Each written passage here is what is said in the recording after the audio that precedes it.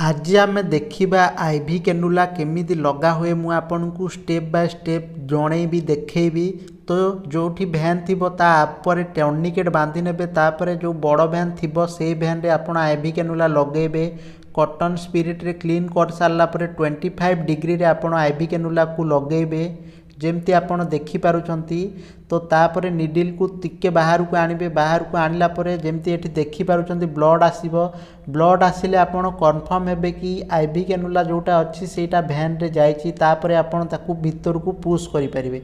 तापर टर्निकेट खोलिकी ऊपर साइड रे चापिकी धरिबे नहले ब्लड बाहरी आसीबो। तापर आपण चेक करिया पे टिके इंजेक्शन देई परिबे।